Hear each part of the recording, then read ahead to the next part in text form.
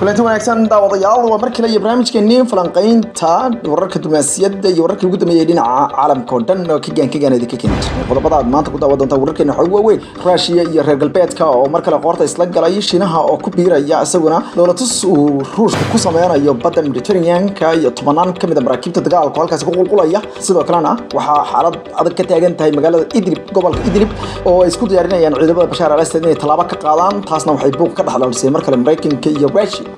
South Sudan ama koonfurta Sudan mar kale ayaa wada hadalladii nabadeed halkaas laga doonayay qarka u saaran yihiin inay burburaan kadib markii Riyaad Bashar uu diiday inuu saxeexo qodobkii ugu dambeeyay warbixintii qaramada midoobay ka soo saartay xasuuqa dadka Rohingya-na Shiinaha iyo Mareykanka ayaa la kala saftay labada dhinac Shiinaha ayaa dhabarka saaray kol kale dawladda Britain qodobadaas iyo kuwa kale aan daawadayaal idin haynaa dabcanna waa 29 bishii 8/2018 waa maalinimo Arbaca oo markale barnaamijkeennii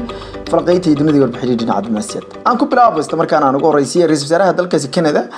Justin Trudeau ayaa wuxuu ku dhawaaqay in uu dawladdiisu ay dib ula xaajoon doonto Mareykanka iyo Mexico haddii heshiiska ay wada gaareen uu yahay mid dan u ah buuri dadka reer Canada Mr. Justin ayaa wuxuu sheegay in uu xiriir ka helay madaxweynaha dalkaasi Mareykanka Donald Trump isla markaana arrintu ay u muuqato ayuu yiri in ay wada hadal fiican ka yeelan karaan labada hogaamiye wuxuu u soo diray magaalada xarunta ah oo ah dalka Mareykanka ee Washington wasiirka arrimaha dibadda ee dalkiisa gabadha la yiraahdo Christine Freeman Miss Freeman ayaa soo gaadhay magaalada Washington si ay u sii ambaqaado sida loo arko ama ay u fahmilay dawladda Canada Valerie hab dhaqanka iyo dib u qorista heshiiska loo yaqaan waqooyiga America suuqa xorta ee waqooyiga America ama nafta loo soo gaabiyo isagoo ka hadlayay magaalada Quebec ayuu wuxuu sheegay Justin inuu mar walba eegi doono danaha dalka Canada iyo dadka reer Canada gaar ahaan dadka mantaqada dhexe ayuu sheegay wuxuuna sheegay in Christine Freeland kolka ay gaadho Washington ay kala hadli doonto ayuu yiri qadiyada ku saabsan in la sii ambaqaaday buu yiri wada hadallo wax ku ool ah oo dan u ah labada dal ee dalka Mareykanka iyo dalkaasi Canada sidoo kale wuxuu soo dhaweeyay wax kasta oo wanaag ah oo dhinaca wuxuu yiri dhinaca markaas loo qaadi doono wada shaqeynta ayuu yiri labada dal ku saabsan asagoo sheegay in Canada iyo Mareykanku aysan ku kala maarmi doonin kolka ay noqoto dhinaca dhaqaalaha balse loo baahan yahay buu yiri in dal walba uu danta dadkiisa ka shaqeeyo kolka ay timaado ka shaqeynta qadiyadaha noocan oo kale wali halkaad nagala socotaan waa wararkii ugu dambeeyay iyo warbixin dhinaca dumaasiyadda wadaasha qiimaha leh dalkaasi Mareykanka xogayaha arrimaha dibadda Mareykanka Jim Mattis wuxuu markii ugu horeysay sheegay in dawladdiisu aysan arag sabab ay xiriirka ugu goyso dalalka Saudi Arabia isku tagay Imaaraadka Carabta ama ay u joojiso hubka ay ka gadaso isagoo ka jawaabay warbixin qaramada midoobay soo saartay oo ku saabsan in dambiyo dagaal ay geysteen dalalka Sacuudiga iyo Imaaraadka Carabta gaar ahaan dagaalka soconaya dalkaasi Yemen xogayaha difaaca dalka Mareykanka Jim Mattis ayaa sheegay in dawladdu sii wadi doonto la shaqeynta wax ugu yeeray dagaalka ka soconaya dalkaasi Yemen ay ka wadaan xulafada Saudi Arabia tan iyo inta ay ka hubinayaan buuri in dalalkaasi ay amnigooda sugtaan waxa uu sheegay Mattis in Mareykanku aysan haba yaraatee cunaqabateyn xagga hubka ku soo rogi doonin dawladda Sacuudiga iyadoo hay'adaha xuquuqul insaanka ee matay Human Rights Watch Amnesty International iyo kuwa kale ay dhamaantood doonayaan in cunaqabateyn xagga hubka la saaro dalka Saudi Arabia sidoo kalena aakhirka ay qaramada midoobay u saarto ayay yiraahdeen khubaro ku saabsan oo soo ogaata baa hubka ay kooxahan ama dawladahan ka isticmaalayaan dalkaasi in laga soo iibsaday dalkaasi Mareykanka Mr. Mattis ayaa sheegay in dhaqdhaqaaqyada kale ee gobolka ka soconaya ay ka mid tahay buu yiri isballaarinta kooxda Iraniyiintu taageeraan ay muhiimadda sii doonaan hadii yihiin Mareykanka wuxuu sheegay amar uu ka hadlayay Mr. Mattis in Mareykanku ama Turkigu uu go'aansaday inuu Mareykanka iyo kolka ay timaado Russia inuu wax ka iibsado ay sii wadaan ayuu yiri in ay Ruushka la sii saaxiibaan ayaa wuxuu sheegay in ay ka walacsan yihiin hubka culus ee dawladda dalkaasi Russia ay ka iiminayso Turkiga isla markaana Turkigu balaayiinta dollar kaga bedelanaya arintaas Mattis wuxuu sheegay in ay tahay buuri in dawladda dalkaasi Turkigu ay mar walba eegto qadiyada NATO oo ah buuri in Ruushka la iska cadaadiyo ayuu sheegay xogayaha guud ee gaashaanbuurta NATO Jens Stoltenberg ayaa asaguna horey wuxuu u sheegay in dal kasta oo NATO ah uu xaq u leeyahay inuu iibsado ayuu yiri hubka military ee markaasi uu uga baahan yahay dalalka kale Mattis ayaa sidoo kale wuxuu ka hadlay isaguna sida ay macquulka u noqotay iyadoo aan xal waara laga haynin ilaa iyo hadeerta waqooyiga Korea sababta Mareykanku uu joojiyay dhalatuskii uu la yeelan lahaa dalka koonfurta Korea ayuu sheegay in ay taasi tahay in ay iyagu ka muujiyaan niyad wanaag wuxuu ugu yeeray wadahadallada dhinaca nabadda iyo waliba in la sii xaqiijiyo ama waqti la siiyo buuri dowladda Pyongyang balse wuxuu ka digay in waqooyiga Korea hogaamiyaheedu aan waqti dheeraysi laga yeeri doonin halka nagala socotaan waa wararkii ugu dambeeyay iyo warbixinada dhinaca diblomaasiyadda dawladaha qiimaha leh waa horfadhi media iyo mar kale iyo barnaamijkeennii dunida iyo waliba diblomaasiyadda dabcan wararka ku saabsan dalkaasi Russia iyo dalalka reer galbeedka oo aad u badan waxay noqon doonaan inaynu dhaxtaal ka dhigno oo marba qayb ahaan aynu ka hadalno ugu horeyn aynu qayb ahaan ka hadalno hadallada markaasi dhexmaray Mareykanka iyo dalkaasi Russia oo ayagu si adag u wada hadlay dabcan marka qaybtaas aan idin sheego ayaan qaybaha kale wararkana dabcan aan ku soo darsan doonaa iyadoo dalka Mareykanka kaliya uusan hayn dalalka haatan arinta ka hadlay balse aan ku horeysiyo aan dhaho maraakiibta dagaalka dalkaasi Russia ay hadeerta gudubtay oo la soo tiriyay iyo waliba meesha ay ku wajahan yihiin iyo goorta ay gudbeen ama ay bilaabeen inay gudbaan dalka Russia wuxuu sheegay in uu ugu yaraan san kamida maraakiibta dagaalka iyo xambaarayaasha hubka culus uu geeyay badda oo ka gudbeen badda markaasi marinka caalamiga ah ee Bosphorus ee dalkaasi Turkiga ama Bosphorus Mareykanka isku xidha badweynta Mediterranean-ka iyo waliba badda Madow waxaana la arkayay in maraakiibtan oo bilaabay baa la yiri gudbitaanka ilaa bishii hore ay markii ugu horeysay wakaaladaha wararku ay ka duubeen kadib markii maalinnimadii shalay intii ugu badneed ay soo gudbeen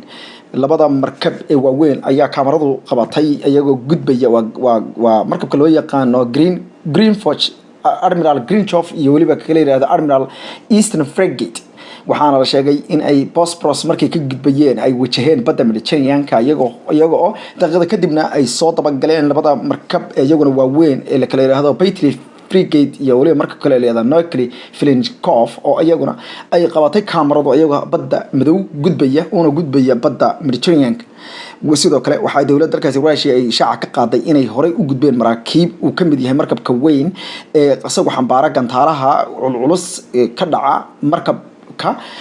isla markaana cirka iyo badda hoosteeda loo adeegsaday ee la yiraahdo fishing flagjack waxayna sheegeen in dhammaan maraakiibtanu ay ku qulqulayaan halkaas ay ka qayb qaadan doonaan dawladtus uu halkaas ku sameeynaya dawladda dalkaasi ay ku sameynayso andhaho dawladda dalkaasi Russia iyo waliba dawladda Shiinaha oo iyaduna sheegtay inay ku soo biirayso intaynan dawladtuskaas ayna ku dheeraanin maraakiibtan iyo warkooda intaan dhamaystirnay 10 kan markab ayaa waxaa la sheegay in uu kaloo ka mid yahay markabka asaguna xambaara gantaalaha dalkaasi Russia ay ku faanto la yiraahdo Clipper cruise missiles ee loo yaqaano markaasi kuwa badda hoosteedana mara oo dabcan waa madaafiic ama waa aanraada gantaalo baddana quusa isla markaana baddana kor mara kuwaas oo ah gantaalada ugu casrisan ee caalamka loo isticmaalo wargeyska la yiraahdo The Izvestia oo asagu qora arrimaha militariga ee dalkaasi Russia ayaa sheegay in maraakiibtan ay weheli doonaan laba gujis oo iyaguna badda hoostooda mari doona kuwaas oo iyaguna ka qayb qaadan doona arrimahaasi dawladda dalkaasi Russia waxay sheegtay in arrintan ay tahay mid looga gol leeyahay min lagu soo bandhigay baa la yiri 40 sanadood ee ugu dambeeyay dawladtuskii ugu weynaa ee ay ka sameeyaan badda qarka u saaran dalalka reer Yurub dabcan intaynan wararka kale ayna gelin inta ciidana ka qayb qaadan doonta goorta uu dhici doono dawladtusku qodobadaas iyo kuwa kale Mareykanku soo uga hadlay NATO iyo gaashaanburta NATO waxay ka tiri dalka Britain oo isaguna ka qayliyay arrimaha Soomaaliyeed soo haynaay horta aan ku noqono arrin la xiriirta dalkaasi Suuriya gobolka Idlib waxa ay isku diyaarinayaan ciidamada Bashar al-Assad in ay halkaasi geeyaan baalili ama ay ku qaadaan weerarkii ugu Cuslaa oo la aaminsan yahay inuu noqon doono weerarka ugu dhimashada badan ee maadaama magaaladaas ay ku nool yihiin 3 milyan oo ruux isla markaana la aaminsan yahay in kooxo xiriir la leh ururka al-Qaacida ay ku dhumaalaysanayaan si kastaba ha noqotee dawladda dalkaasi Bashar al-Assad ayaa sheegtay in ay isku diyaarinayso weerar culus oo ay ku qaado magaaladaas Idlib waxaana la aaminsan yahay sida wararka wardoonka iyo dhinaca diblomaasiyadda ay tibaaxayaan in maraakiibtan iyo culayska ciidan ee Ruushku duldhigay ka mid tahay in uu joojiyo hanjabaad goor hore ka soo duushay afayeenka wasaaradda arrimaha dibadda dalkaasi Mareykanka Heather Nauert oo iyadu sheegtay in Mareykanku isku diyaarinayo inuu joojiyo weerarkaas gaar ahaan hadii loo isticmaalo hubka kiimikada ah in Mareykanku uu dhaxda ka jabiyo kol kale ciidamada Suuriya taasoo u muuqata mid arinta cirka ku sii shareertay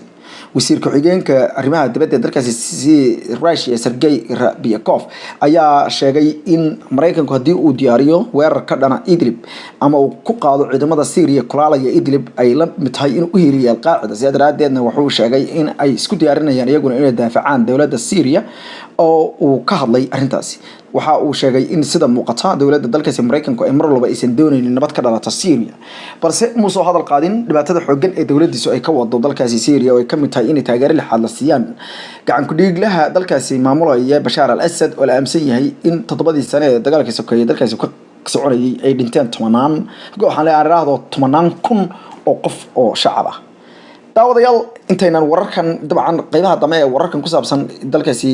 Russia iyo waliba arrintan culus ee soo korodhay ee badda Mediterranean-ka uu ku soo dhawaaday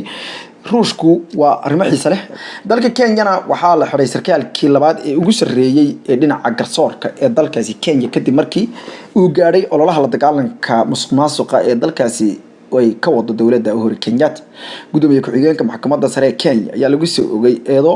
musuqmaasuq gabadha la yiraahdo Filimona Mawelu waa sarkaalkii ugu sareeyay ee dawladda ka tirsan ee ololaha musuqmaasuqu uu galaafto kaasoo haatan loo magacaabay inuu xeeraryaha guud ee dalkaasi ama dambiilaha guud ee dalkaasi Kenya oo waa Nuruddin Haji uu markaasi garwadeenka ka yahay waxaa laga qabtay xarunta maxkamadda sare galinkii dambe ee saalisadii balse waxaa saacada kadib lagu sidaayay baa la yiri damaanad iyadoo la sheegay in damaanada looga qaaday ama laga dhigay lacag pound kaliya yaqaan haweeneydan oo ah qofka labaad ee iyadu ugu sareysa maxkamadaha dalkaasi Kenya ayaa lagu oogay in dambiyo dhinaca markaasi wax istamarinta iyadoo la sheegay inay ka faa'iideysatay awoodda ay xafiiskeedu leeyahay oo ay qaadatay baa la yiri lacago sidii hadiyado kala looga dhigay iyadoo la sheegay in sidoo kalena aysan bixi jirin wax cashuur ama aysan dawladda u soo celi jirin wax cashuur celin dacwad oogaha guud ee Nuruddin Haji ayaa sheegay in go'aanku uusan ahayn mid lagu degdegay wuxuuna sheegay in eedaha ah in arrintu ay siyaasadaysan tahay ay yihiin wax kama jiraan Uhuru Kenyatta ayaa markii maxkamadda dalkaasi Kenya ee maxkamadda sare ay burisay go'aankii ku saabsanaa in uu guuleystay ayaa waxa uu sheegay in wax badan ka bedeli doono ama uu qaabka ay u socoto maxkamadaha dalkaasi ay bedelmi doonaan waxaana shaki dhashay kadib markii gabadhan la yiraahdo Filimona Mawelu oo iyadoo haatan la xiray ama haatan damaarad ku joogtay banaanka balse dacwad ku socoto nin gacan yare oo ahaa la dilay taasoo iyaduna shaki weyn muujisay si kastaba ha noqotee Nuruddin Haji ayaa ka digaya in baaritaanada dhinaca musuqmaasuqa iyo la dagaalanku aan cidna looga abayeeli doonin wuxuuna horay u sheegay in cid kasta oo raad galo xabsiga la dhigi doono isla markaana amar lagu bixi doono in la xisaabtamo si markaasi loo badbaadiyo hantida qaran qaybaha dambe iyo wararka warbixinaha dhinaca dibnaasiyada ha moogaanina daawadaya